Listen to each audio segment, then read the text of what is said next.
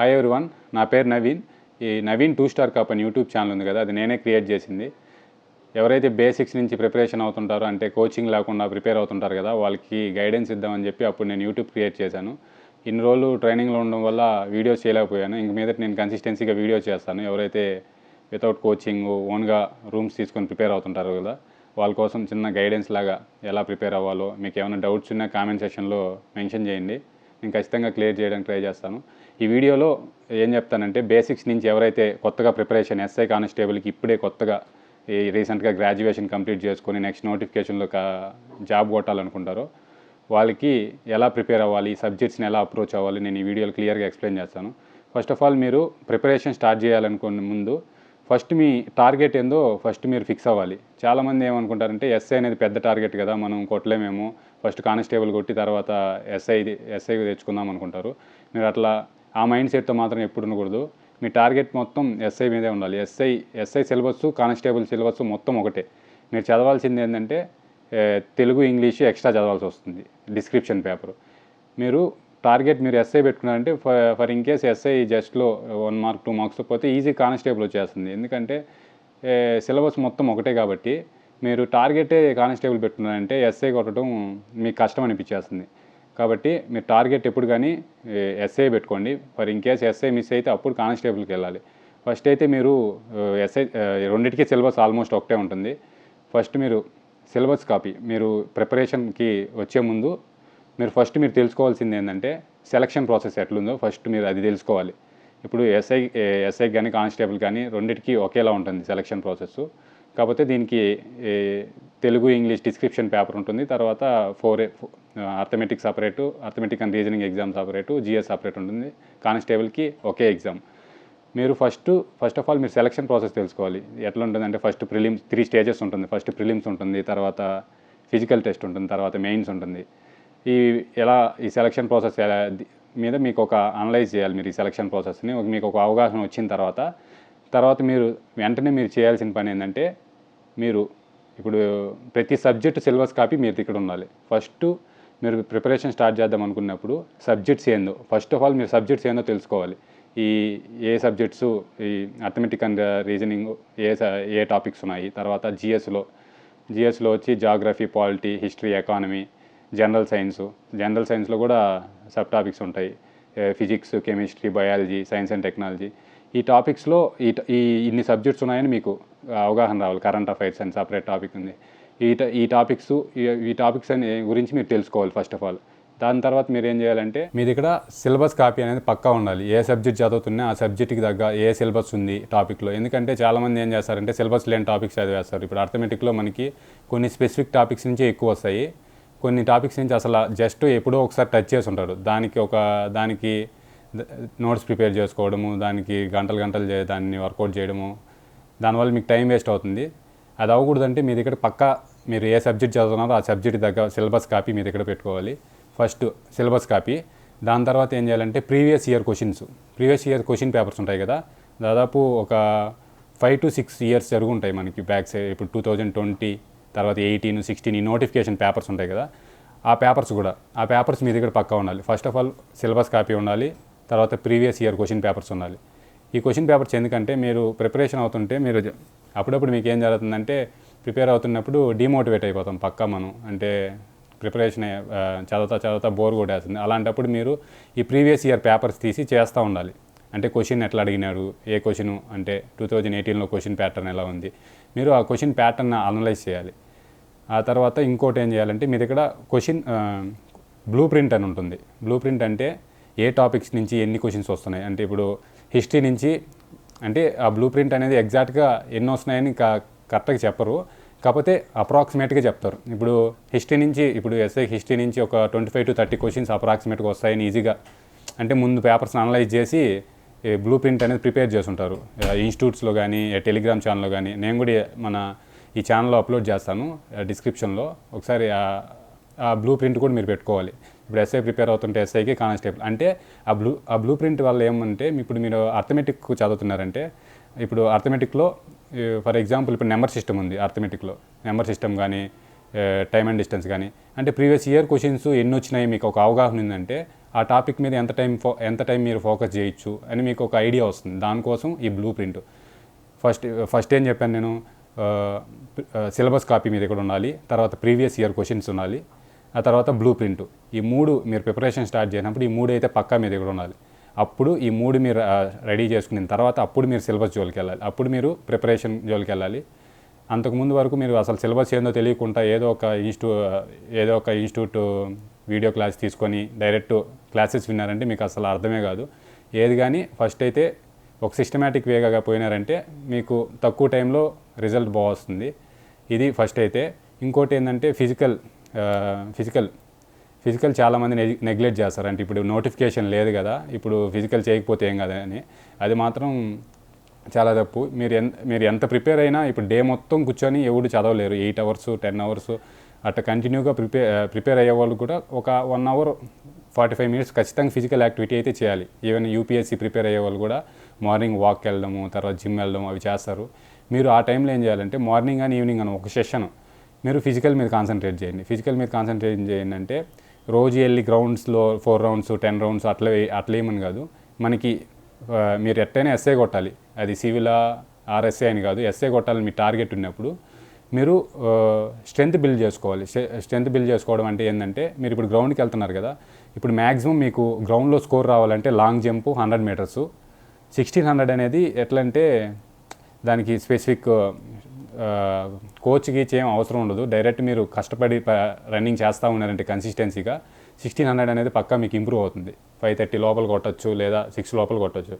అట్లా కాకుండా long jump 100 meters main problem ఏంటంటే మీకు ఒక సిస్టమేటిక్ వేలోనే ప్రాక్టీస్ చేయాలి. అది మీకు డైరెక్ట్గా వచ్చేది అది. ఎందుకంటే ఇప్పుడు మీరు లాంగ్ జంప్ వేయాలంటే మీకు ఖచ్చితంగా మీరు కోర్ స్ట్రెంత్ ఉండాలి. ఫస్ట్ ఆఫ్ ఆల్ కోరు, ఆర్మ్ స్ట్రింగ్, ఆ తర్వాత క్వాడ్రిసిప్ మజిల్, థై మజిల్, ఇవన్నీ బాగా స్ట్రాంగ్ ఉంటేనే మీరు లాంగ్ జంప్ ఈజీగా మీకు స్కోర్ వస్తుంది. లాంగ్ జంప్లో మంచి 560 అబో ఈజీగా జంప్ చేయగలుగుతారు. మీరు ఏం చేయాలంటే ఈ టైంలో ఆ స్ట్రెంత్ని బిల్డ్ చేసుకోవాలి. మీరు ఆ స్ట్రెంత్ని బిల్డ్ చేసుకొని ఇప్పుడు ఎవ్రీడే వెళ్తారు కదా, ఇప్పుడు 6 days ఉంది డేకి, ఒక 2 days 1600కి, ఒక 2 days లాంగ్ జంప్కి, ఒక 2 days 100 metersకి మీరు ఇట్లా వీక్ని సెగ్రిగేట్ చేసుకొని గ్రౌండ్ని కూడా నెగ్లెక్ట్ చేయకుండా గ్రౌండ్ని ఒక 1 hour మీరు గ్రౌండ్కి వెళ్తే మీకు మైండ్ కూడా రిలాక్సేషన్ అవుతుంది. అప్పుడు ఈ గ్రౌండ్కి వెళ్ళిన తర్వాత మళ్ళీ ఈజీగా వచ్చి ప్రిపరేషన్ స్టార్ట్ చేయొచ్చు. మార్నింగ్ గ్రౌండ్ లేదా ఈవినింగ్ అట్లా మీరు వచ్చి ప్రిపరేషన్ స్టార్ట్ చేయొచ్చు. ఇలా అయితే చేయండి. ఆ తర్వాత మాక్ టెస్ట్లు ఎప్పటి నుంచి స్టార్ట్ చేయాలని డౌట్స్ ఉంటాయి చాలామందికి. మాక్ టెస్ట్లు అనేది మీరు ప్రిపరేషన్ సబ్జెక్ట్ మొత్తం ఒకసారి, అంటే అన్ని సబ్జెక్ట్స్ ఒకసారి టచ్ చేసేసిన తర్వాత, ఒకసారి చదివిన తర్వాత సెకండ్ రివిజన్ చేస్తారు. ఆ సెకండ్ రివిజన్ కూడా అయిపోయిన తర్వాత మధ్యలో కూడా మీరు మాక్ టెస్టులు రాస్తే ఏం యూజ్ లేకుండా ఏముండదు. మీరు మాక్ టెస్టులు రాస్తే మీకు ఎగ్జామ్ ఫీర్ పోతుంది. ఇంకో విషయం ఏంటంటే చాలామంది చేసే పెద్ద మిస్టేక్ ఏంటంటే మాక్ టెస్టులు రాయమంటే ఆన్లైన్ మాక్ టెస్ట్ ఎక్కువ ప్రిఫర్ చేస్తారు. నేను కూడా అదే పెద్ద మిస్టేక్ చేశాను. ఆన్లైన్ మీరు చేసేటప్పుడు ఫర్ ఇన్ కేస్ మీకు ఆఫ్లైన్ మాక్ టెస్ట్లు లేనప్పుడు ఏం చేయాలంటే ఆన్లైన్ తీసుకొని ఒక ఓఎంఆర్ షీటు గూగుల్ నుంచి డౌన్లోడ్ చేసుకొని ఓఎంఆర్ షీట్ బబుల్ చేయడం కూడా ప్రాక్టీస్ చేయండి. ఇప్పుడు సండే మీరు మాక్ టెస్ట్ రాస్తున్నారంటే పక్కనే ఇప్పుడు ఫోనో ట్యాబ్ పెట్టుకొని రాస్తూ ఉంటారు కదా. ఇప్పుడు 200 questions ఉన్నాయంటే ఇప్పుడు దాంట్లో ఫోన్లో సెలెక్ట్ చేసిన వెంటనే మీ ఓఎంఆర్ షీట్లో కూడా బబుల్ చేసుకోవాలి. ఇట్లా మీరు ప్రాక్టీస్ చేశారంటే మీకు బబ్లింగ్, ఫర్ ఇన్ కేసు బబ్లింగ్కి అట్లీస్ట్ 25 నుంచి 30 minutes పక్కా అయిపోతుంది బబ్లింగ్. మన ఎగ్జామ్లో అది కన్సిడర్ చేయము. ఇప్పుడు ఆన్లైన్ టెస్ట్ రాయడం వల్ల ఏమవుతుందంటే మనం 3 hours ఫుల్ ఫ్లెడ్జ్డ్గా యూజ్ చేసుకుంటాం. కానీ ఆఫ్లైన్ ఎగ్జామ్లో మనం ఆఫ్లైన్ కదా, ఆఫ్లైన్ ఎగ్జామ్కి వెళ్ళాము ఏమవుతుందంటే ఈ 25 minutes 30 minutes మనకి కట్ అయిపోయినట్టే. అంటే మనకు 2.5 hour ఎగ్జామ్ లెక్క. 2.5 hour అంటే 150 minutesకి 200 questions అటెంప్ట్ చేయాలంటే అసలు ఒక క్వశ్చన్ చదివి అర్థం చేసుకొని మళ్ళీ క్యాలిక్యులేషన్స్ ఇన్ని చేయాలంటే ఎంత టైం అవుతుందో మీరు ఊహించుకోండి. కాబట్టి మనకి ఎగ్జామ్ హాల్లో ప్రతి సెకండ్ ఇంపార్టెంట్. కాబట్టి మీరు ఒకవేళ ఆఫ్లైన్ ఎగ్జామ్స్ అవైలబుల్ లేకపోతే ఆన్లైన్ రాసినా కూడా ఈ బబ్లింగ్ పేపర్ని పక్కన పెట్టుకొని ఈ బబుల్ చేయండి. కాకపోతే ఆన్లైన్ టెస్టులు కానీ మాక్ టెస్టులు మాత్రం పక్కా రాయండి. మాక్ టెస్టులు రాయకుండా ఏదో ప్రిపరేషన్లో చాలామంది భయపడతారు మాక్ టెస్ట్ రాయడానికి. ఏం భయపడాల్సిన అవసరం లేదు. మీరు నెంబర్ ఆఫ్ మాక్ టెస్టులు రాసినారంటే ఆటోమేటిక్గా రిజల్ట్ వస్తుంది మీకు. ఫస్ట్ మాక్ టెస్ట్ ఎవరికైనా తక్కువ మార్క్సే వస్తాయి. అట్లా రాయగా మీకు కొన్ని రోజులకి మీ మీద కాన్ఫిడెన్స్ వస్తుంది. ఇంకో విషయం, ఇప్పుడు మాక్ టెస్టులు రాసేసి పక్కన పెట్టేయడం కాదు. మాక్ టెస్ట్ రాసిన తర్వాత పేపర్ని అనలైజ్ చేసుకోవాలి. పేపర్ని అనలైజ్ చేసుకోవాలంటే ఇప్పుడు హిస్టరీలో ఏదైనా క్వశ్చన్ వచ్చిందనుకో, ఇప్పుడు హిస్టరీలో 1857 రివోల్ట్ గురించి క్వశ్చన్ వచ్చింది. ఇప్పుడు ఆ 1857 రివోల్ట్ క్వశ్చన్ వచ్చినప్పుడు ఇప్పుడు 1857లో క్వశ్చన్లో మీకు 4 ఆప్షన్స్ ఇచ్చుంటాడు. ఆ 4 ఆప్షన్స్ని మీరు అనలైజ్ చేయాలి. ఆ క్వశ్చన్ అండ్ ఆన్సర్ కాకుండా మీరు అట్లా కాకుండా మాక్ టెస్ట్ రాసే క్వశ్చన్ అండ్ ఆన్సర్ చూసుకొని వెళ్ళి ఒక 200 క్వశ్చన్కి 200 ఆన్సర్లు చూసుకొని వెళ్ళిపోతే మీకు యూజ్ ఉండదు. ఒక మాక్ టెస్ట్ రాసినారంటే మీకు 200 క్వశ్చన్స్, ఇప్పుడు 1857 రివోల్ట్ వచ్చింది కదా, 1857 రివోల్ట్ టాపిక్ మొత్తం మీరు ఆ టాపిక్ మొత్తం అప్పుడు రివిజన్ అయిపోవాలి మీకు ఆ క్వశ్చన్ వల్ల. అట్లా ప్రిపేర్ అవ్వాలి మీరు. అట్లా ప్రిపేర్ అయితే మీకు తొందరగా సబ్జెక్ట్ అనేది రివైజ్ అవుతుంది. మాక్ టెస్ట్ల వల్ల మీకు యూజ్ కనపడుతుంది. అట్లా కాకుండా మాక్ టెస్ట్ని అనలైజ్ చేయకుండా రాసేసి పక్కన పెడేసినారంటే మీరు మాక్ టెస్ట్ రాయడం వల్ల ఎటువంటి యూజ్ ఉండదు. ఇది ఇంకోటి బుక్స్ కూడా చాలామంది డౌట్ ఉంటాయి, ఏ బుక్స్ చదవాలి అది కూడా.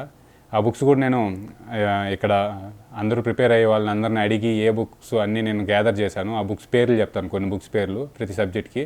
వీలైతే ఆ బుక్స్ ట్రై చేయండి. ఇంకో చాలామందికి డౌట్ ఏంటంటే షార్ట్ నోట్స్ ఎప్పుడు ప్రిపేర్ చేసుకోవాలని కూడా డౌట్ ఉంటుంది. అంతే, ప్రిపరేషన్ స్టార్టింగ్ నుంచే షార్ట్ నోట్స్ ప్రిపేర్ చేసుకోవాలా లేకపోతే ఎప్పుడు చేసుకోవాలని చిన్న డౌట్ ఉంటుంది. మామూలుగా మేజర్గా అందరూ చేసేది ఎప్పుడంటే మీరు రివిజన్ ఒక 4-5 రివిజన్స్ అయిన తర్వాత అప్పుడు మీరు షార్ట్ నోట్స్ ప్రిపేర్ చేసుకుంటే మీకు సబ్జెక్ట్ మీద ఒక గ్రిప్ వస్తుంది. ఆ టైంలోనే మీరు షార్ట్ నోట్స్ ప్రిపేర్ చేసుకోవాలి. ఎందుకంటే మీరు ఫస్ట్ నుంచే షార్ట్ నోట్స్ ప్రిపేర్ చేసుకోవడం స్టార్ట్ చేశారంటే అంటే ఏది ఇంపార్టెంటో కాదు అని మీకు అర్థం కాదు. కాబట్టి మీరు ఒక 3-4 రివిజన్స్ అయిన తర్వాత ఒక టాపిక్ మీద మీకు మంచి గ్రిప్ వచ్చిన తర్వాత షార్ట్ నోట్స్ ఎట్లా అంటే ఒక 10 పేజెస్ని ఒక 1 పేజీలో నింపియాలి. అలాంటి షార్ట్ నోట్స్ ప్రిపేర్ చేసుకోవాలి మీరు. అట్లా నింపాలంటే మీకు సబ్జెక్ట్ మీద మంచి గ్రిప్ వచ్చినాక మీకు షార్ట్ నోట్స్ ఎలా రెడీ చేసుకోవాలి మీకు అర్థమవుతుంది. అట్లా కాకుండా ఇప్పటి నుంచే షార్ట్ నోట్స్ ప్రిపేర్ చేసుకుంటే ఎక్కువైపోతుంది. అది షార్ట్ నోట్స్ అనరు, దాన్ని ప్రింట్ దింపేనట్టు అవుతుంది. కాబట్టి మీరు షార్ట్ నోట్స్ ప్రిపేర్ చేసుకునేటప్పుడు ఎక్కువసార్లు రివిజన్ చేసిన తర్వాత షార్ట్ నోట్స్ని ప్రిఫర్ చేయండి. అదొకటి. తర్వాత బుక్స్ వచ్చి మ్యాక్సిమం అందరూ చెప్పే బుక్సే. నేను అడిగిన ఇక్కడ ట్రైనింగ్లో నేను చాలామందిని కన్సల్ట్ అయ్యి మామూలుగా టాపర్స్ని కూడా అడిగాను ఏ బుక్స్ వాడారని. వాళ్ళు చెప్పిన బుక్స్ ఏంటంటే కొన్ని బుక్స్ చెప్పారు. జిఎస్ మ్యాక్సిమం ఎక్కువ మంది యూజ్ చేసే బుక్స్ చెప్తాను. అది మీరు తీసుకోపోవడం మీ ఇష్టం. ఫస్ట్ అయితే మీరు సిలబస్ కంప్లీట్ చేసిన తర్వాత మీరు ఆలోచించుకోండి ఎట్లని. ఫస్ట్ అయితే జాగ్రఫీకి వచ్చి రమణ్ రాజు బుక్ మేజర్గా ఎక్కువ మంది వాడేది రమణ్ రాజు సార్ బుక్ వాడతారు. ఆ తర్వాత history Abdul Karim sir book వాడతారు మ్యాక్సిమం. నేను వాడింది 2 బుక్స్, నేను కూడా అదే. ఆ తర్వాత పాలిటీ వచ్చి కొంతమంది లక్ష్మీకాంత్, కొంతమంది ప్రభాకర్ రెడ్డి సార్ బుక్. ఈ రెండు బుక్స్ వాడతారు. ఈ రెండిట్లో మీరు ఏదో ఒకటి చూస్ చేసుకోండి. ఎకానమీ వచ్చి Chiranjeevi sir book, maximum Chiranjeevi sir book. Main ఎకానమీని కొద్దిగా మనకి ఎస్ఐ కానిస్టేబుల్ ఎకానమీ అంత ఇంపార్టెంట్ కాదు. మ్యాక్సిమం ఎకానమీ మీద ఎక్కువ టైం స్పెండ్ చేయకండి. మ్యాక్సిమం కరెంట్ ఎకానమీ అంటే స్టాటిక్ కొద్దిగా బాగా అంటే కొన్ని ఇంపార్టెంట్ ఉంటుంది. జీడిపి, జిఎన్పి ఎలా క్యాలిక్యులేట్ చేయాలి, పావర్టీ, అన్ఎంప్లాయ్మెంట్, తర్వాత ఇన్ఫ్లేషన్, ఇలాంటి ఇంపార్టెంట్ టాపిక్స్ ఉంటాయి కదా. అలాంటి టాపిక్స్ని చదివేసి కరెంట్ ఎకానమీ మీద ఎక్కువ ఫోకస్ చేయండి. కరెంట్ అఫైర్స్ కరెంట్ ఎకానమీని ఇట్లా లింక్ చేసుకొని చదివినంటే మీకు ఎకానమీ కూడా ఈజీ అయిపోతుంది. తర్వాత అర్థమెటిక్, రీజనింగ్. అర్థమెటిక్లో వచ్చి ప్యూర్ మ్యాథ్స్ వేరే, తర్వాత అర్థమెటిక్ వేరే. ప్యూర్ మ్యాథ్స్కి మేము వాడిన బుక్స్ ఏంటంటే ఫస్ట్ అయితే ఆర్ఎస్ అగర్వాల్ చాలామంది సజెస్ట్ చేస్తారు. కానీ ఆర్ఎస్ అగర్వాల్ కన్నా మన తెలుగు స్టేట్లో ఐరీస్ బుక్ ఉంది. మ్యాక్సిమం నేను అడిగిన వాళ్ళు అడిగామంటే దాంట్లో 7 to 8 మెంబర్స్ ఐరీస్ బుక్కే వాడిన వాళ్ళు ఉన్నారు. ఎందుకంటే ఐరీస్ కొద్దిగా చాలా బాగుంది. ఆ బుక్ డిజైన్ ఎట్లా ఉంటుందంటే level 1 questions, level 2 questions, level 3 questions అని ప్రతి చాప్టర్కి ఐరీస్ సారే సెగ్రిగేట్ చేసి ఉంటారు. అంటే మీకు ఈజీ క్వశ్చన్స్ ఏవి, హార్డ్ క్వశ్చన్స్ ఏవి, మీరు క్వశ్చన్ చూడడం మీరు అంటే ఎగ్జామ్లో ఎట్లా ఉండాలంటే ఏ క్వశ్చన్ కానీ 2 minutes 1.5 minute పైన లేదా 2 minutes ఎక్కువ పైన టైం పడుతున్నదంటే ఆ క్వశ్చన్ వదిలేసేదే బెటర్. ఆ క్వశ్చన్ చేయడం వల్ల యూజ్ ఉండదు. అలాగా మీరు అనలైజ్ చేయాలి. పేపర్ చూడడం, మీరు పేపర్లో క్వశ్చన్ పేపర్ చూడడం, ఇది బేసిక్ క్వశ్చనా, ఇంటర్మీడియట్ క్వశ్చనా, లేకపోతే హార్డ్ క్వశ్చన్ అని మీరు ఎప్పుడైతే అనలైజ్ చేసే స్టేజ్కి వస్తారో అప్పుడు మీకు పక్కా జాబ్ వస్తుంది.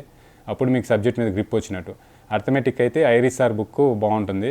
ఆ తర్వాత రీజనింగ్ వచ్చి చాలామంది అరిహంత్ బుక్ సజెస్ట్ చేశారు. చూడండి అరిహంత్ బుక్. రీజనింగ్ ఆల్మోస్ట్ అందరికీ అర్థమెటిక్ కన్నా మనకి స్ట్రాటజీస్ అవంతా కావాలి. రీజనింగ్ ఏంటంటే మొత్తం అది ఏ బుక్ అయినా ఒకేలా ఉంటుంది. రీజనింగ్ మీరు ఏ బుక్ అయినా, మీకు ఏ book Telugu medium RS Agarwal కానీ అరిహంత్ కానీ ఏ బుక్ అయినా మీకు ఏ బుక్ నచ్చుతుందో ఆ బుక్ తీసుకోండి.